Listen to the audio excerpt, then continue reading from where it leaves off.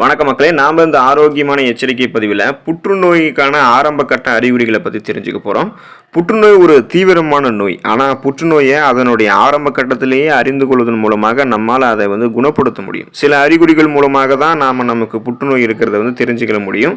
So அந்த சின்ன சின்ன அறிகுறிகள் பார்த்தோம் அப்படின்னா புற்றுநோய்க்கான பெரிய அறிகுறிகளாக இருக்கலாம். ஆனால் இருந்தே தான் ஆக வேண்டும் என்பது அவசியம் இல்லை. ஸோ அப்படி அதை கண்டுபிடிக்கும் போது ஆரம்ப கட்டத்திலேயே புற்றுநோய் பரவாமல் தடுக்கலாம். இதுக்கு நம்ம அதிகமாக பயப்படணும் அப்படின்றது அவசியம் இல்லை. அந்த அறிகுறிகளை எப்படின்றது தெரிஞ்சுக்குவோம். என்னென்ன மாதிரியான அறிகுறிகள் இருந்தால் அது புற்றுநோய்க்கான அறிகுறியாகவும் பார்க்கப்படுதுன்றது தெரிஞ்சுக்குவோம்.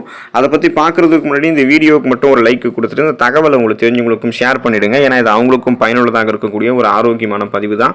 இது போன்ற அப்டேட்ஸ்களை நீங்கள் தொடர்ந்து பார்க்குறதுக்கு நம்மளுடைய ஹெல்த் நியூஸ் தமிழ் சேனலை மறக்காமல் சப்ஸ்கிரைப் பண்ணி வச்சுக்கோங்க. பக்கத்தில் இருக்கக்கூடிய பெல் பட்டனையும் கிளிக் ஆல் அப்படின்ற ஆப்ஷனையும் மறக்காமல் செட் பண்ணி வச்சுக்கிட்டீங்க அப்படின்னா நான் போடக்கூடிய எல்லா அப்டேட்ஸும் உங்களுக்கு நோட்டிஃபிகேஷன் அடிக்கடி சேரும். சரி வாங்க மக்களே, இப்போ வீடியோக்குள்ளே போயிடலாம்.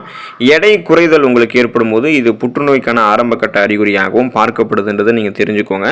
உங்களுடைய எடையானது வழக்கத்திற்கு மாறாக மிகவும் வேகமாக குறைவதை உங்களால் பார்க்க முடியும். அதுவும் நீங்கள் எந்த விதமான ஒரு எடை குறைப்பு நடவடிக்கைகளையும் மேற்கொள்ளாமல் இருக்கும்பொழுது இந்த நிகழ்வானது உங்களுக்கு நடக்கும். ஸோ இந்த மாதிரியான அறிகுறிகளை நீங்கள் சந்திக்கும் போது எச்சரிக்கையாக இருக்கணும். ஏன்னா இது கணையம், வயிறு, உணவு குழாய் அல்லது நுரையீரல் போன்ற பகுதிகளில் புற்றுநோய் உருவாவதற்கான அறிகுறியாக இருக்கலாம். அதனால் நீங்கள் வெயிட் லாஸ் அதிகமாக ஆகிட்டே இருக்கீங்க, எடை குறைப்பு நடவடிக்கையெல்லாம் மேற்கொள்ளாமலேயே எந்த விதமான ஃபுட்ஸும் எடுத்துக்காமல் இருக்கும்போது உங்களுடைய வெயிட் லாஸ் ஆகுது, வெயிட் லாஸ் ஆகுது அப்படின்னா நீங்கள் கவனத்தோடு இருக்கணும். மருத்துவரை அணுகி அது சாதாரண பிரச்சனையா அல்லது புற்றுநோய்க்கான அறிகுறியா அப்படின்றத சோதனை செய்து கொள்வது நல்லது. உடலில் வீக்கம் அல்லது கட்டி ஏற்படுதல் புற்றுநோய்க்கான ஆரம்ப கட்ட அறிகுறியாகவும் பார்க்கப்படுது. உடலில் ஏதாவது ஒரு பகுதியில் வீக்கம் அல்லது கட்டி ஏற்பட்டுச்சு அப்படின்னா அதை நீங்கள் கண்டுகொள்ளாமல் விட்டுறக்கூடாது. வயிறு, மார்பகம் போன்ற இடங்களில் புற்றுநோய் காரணமாக கூட கட்டிகள் ஏற்படலாம். எனவே இந்த மாதிரியான கட்டிகள் உங்களுக்கு நீண்ட நாட்களுக்கு இருந்துச்சுன்னா உடனே மருத்துவரை நீங்கள் அணுக வேண்டியது நல்லது.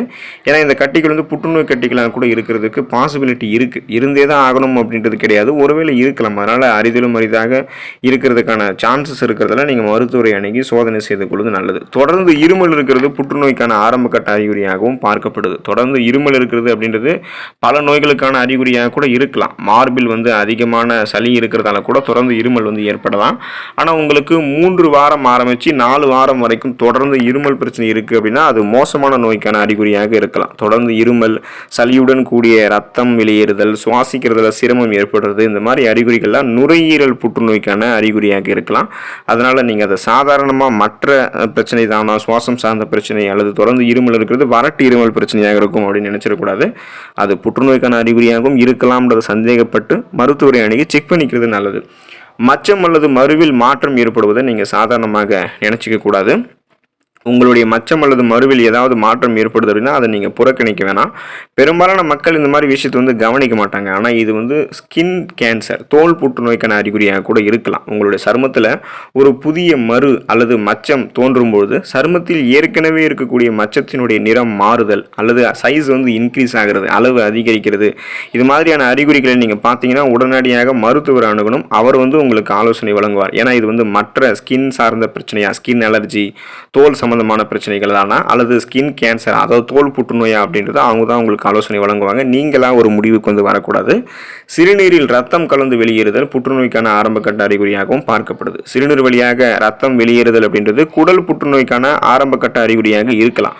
மேலும் நீங்கள் வழக்கத்தை விட அதிகமாக கழிப்பறைக்கு போயிட்டு இருக்கீங்க சிறுநீர் கழிக்கிறதுக்கு அப்படின்னாலும் அல்லது மலச்சிக்கல் பிரச்சனை தொடர்ந்து நீங்கள் எதிர்கொண்டுட்டே இருக்கீங்க அப்படின்னா அதை நீங்கள் புறக்கணிக்க கூடாது. அது மற்ற செரிமானம் சார்ந்த பிரச்சனையாக இருக்கும்னு நீங்கள் நினைச்சிடாதீங்க. இது சிறுநீரக புற்றுநோய்க்கான அறிகுறியாக கூட இருக்கலாம். வலியுடன் சிறுநீர் வெளியேறுதல், கீழ் முதுகில் வலி இது மாதிரி ஏற்பட்டுச்சுன்னா புரோஸ்டேட் புற்றுநோய்க்கான அறிகுறியாக கூட இருக்கலாம். அதனால் நீங்கள் இந்த மாதிரி பிரச்சனையும் இருக்கும்போது இது கொஞ்சம் சீரியஸான ப்ராப்ளம். அதனால் நீங்கள் இந்த மாதிரி சிம்டம்ஸ் எல்லாம் இருந்துச்சுன்னா மருத்துவரை அணுகி செக் பண்ணிக்கணும். அது சாதாரண பிரச்சனை தானா, இல்லை சிறுநீர் சார்ந்த சாதாரண நோயா, இல்லை புற்றுநோய்க்கான ஆரம்ப கட்ட அறிகுறியாக இருக்கான்றதை செக் பண்ணிக்கிறது நல்லது. உடல் வலி கடுமையாக உங்களுக்கு ஏற்படும். அப்படி ஏற்பட்டுச்சுன்னா அதுவும் புற்றுநோய்க்கான அறிகுறியாக தான் பார்க்கப்படுது. உங்களுக்கு எந்த விதமான காரணங்களுமே இல்லாமல் தொடர்ந்து வாரக்கணக்கில் உடலில் வலி இருந்துச்சு அப்படின்னா அது கேன்சருக்கான சிம்டம்ஸாக கூட இருக்கலாம். புற்றுநோயினுடைய ஆராய்ச்சியின் படி என்ன சொல்கிறாங்கன்னா புற்றுநோய் கட்டிகளானது நம்மளுடைய எலும்புகள், நரம்புகள் மற்றும் இன்னும் பிற பார்ட்ஸ் ஆஃப் த பாடிஸ், பிற உறுப்புகளில் ப்ரெஷரை பில்ட் பண்ணும்போது, அழுத்தத்தை கொடுக்கறதால அதிகமாக அதிகமான பெயின், அந்த வலியை வந்து ஏற்படுத்தலாம் அப்படின்றத குறிப்பிடுறாங்க. அதனால் உங்களுக்கு உடலில் வந்து அதிகமான வலி இருக்குது, அதாவது நீங்கள் எந்த விதமான வேலையும் செய்யாமல் இருக்கும் பொழுதோ அல்லது நீங்கள் வந்து வேலைகளை செஞ்சுட்டு இருக்கீங்க ஆனால் அதுக்கான ரெஸ்ட் எடுத்தும் உங்களுடைய உடலில் வந்து வலி அதிகமாக இருக்குன்னா நீங்கள் மருத்துவரை நீங்கள் செக் பண்ணிக்கிறது ரொம்ப நல்லது. தொடர்ந்து நெஞ்சு எரிச்சல் ஏற்படுவது புற்றுநோய்க்கான அறிகுறியாக பார்க்கப்படுது. இது வந்து ஏதாவது உணவு குழாய்களில் பிரச்சனை ஏற்படும் சாதாரண நோயை நீங்கள் நினைச்சிடாதீங்க. நீங்கள் வந்து தொடர்ந்து மார்பில் வந்து எரிவது போன்ற உணர்வை உணர்ந்தீங்க, சில சமயங்களில் இந்த மாதிரி உங்களுக்கு இருந்துச்சுன்னா அது கேன்சருக்கான சிம்டம்ஸாக கூட இருக்கலாம். வயிறு அல்லது தொண்டை புற்றுநோய்க்கான அறிகுறியாக கூட இது இருக்கிறதுக்கு வாய்ப்பு இருக்கின்றத மருத்துவ குறிப்புகளில் தெரியப்படுத்துகிறாங்க. அதனால் நீங்கள் ஆலோசனை பெறுவது நல்லது மருத்துவரிடம். உணவை விழுங்குவதில் சிரமம் ஏற்படுதலும் புற்றுநோய்க்கான ஆரம்பகட்ட அறிகுறியாக பார்க்கப்படுது. உணவு உண்ணும் போது வலி ஏற்படுதல் அல்லது உணவை விழுங்குவதில் சிரமம், உணவு வந்து மீண்டும் மீண்டும் தொண்டையில் சிக்கிக்கிறது, இது அனைத்துமே உங்களுக்கு உணவு குழாய் கேன்சர், அந்த உணவு குழாய் புற்றுநோய்க்கான அறிகுறியாக இருக்கலாம். இந்த அறிகுறிகள் தொடர்ந்து உங்களுக்கு இருக்கு அப்படின்னா நீங்கள் மருத்துவரை அணுக வேண்டியது நல்லது. இரவில் அதிகம் வியர்த்தல் பிரச்சனை சாதாரணமான ஒரு பிரச்சனையே கிடையாது. இரவில் வியர்க்கிறது அப்படின்றது ஒரு சாதாரணமான விஷயம் நீங்கள் நினச்சிக்கிட்டாலும் சில சமயங்களில் இது வந்து கேன்சருக்கான அறிகுறியாக கூட இருக்கலாம். பொதுவாக இது வந்து லிம்போமா புற்றுநோயான அறிகுறியாக இருக்கலாம். இந்த வகை புற்றுநோய்கள் உங்களுடைய உடலில் நிணநீர் மண்டலம் மற்றும் இரத்த நாளங்கள் போன்ற பகுதிகளை பாதிப்படைய வைக்கும். ஸோ அதனால் நீங்கள் கேர்ஃபுல்லாக இருக்க வேண்டியது அவசியம். உடலில் அதிகமாக சோர்வு ஏற்படுவது புற்றுநோய்க்கான ஆரம்ப கட்ட அறிகுறியாக பார்க்கப்படுது. சோர்வு அப்படின்றது புற்றுநோயால் பாதிக்கப்பட்டிருக்கக்கூடிய பெரும்பாலான நபர்களால் அனுபவிக்கக்கூடிய ஒரு அறிகுறியாக இருக்குது. புற்றுநோயானது ஒரு நபரை மிகவும் வலுவிழக்க செஞ்சு ஆற்றலை உறிஞ்சிடும். இந்த சோர்வானது நாளுக்கு நாள் அதிகரிச்சுட்டே இருக்குது. இதனால் ஒரு நபர் வந்து படுக்கையிலிருந்து எழுவதற்கு கூட சிரமப்படுறாங்க அப்படின்னா, அப்புறம் சாப்பிட்றதுக்கு, கழிப்பறைக்கு நடந்து செல்வதற்கு, டிவி ரிமோட்டை யூஸ் பண்ணுறதுக்கு கூட ஒரு சோம்பேறித்தனமாக கஷ்டமாக இருக்குது அப்படின்னா இந்த மாதிரி பிரச்சனை உங்களுக்கு வந்து சாதாரணமான ஒரு பிரச்சனையாக இருக்காது. இது கேன்சருக்கான அறிகுறியாக கூட இருக்கலாம்.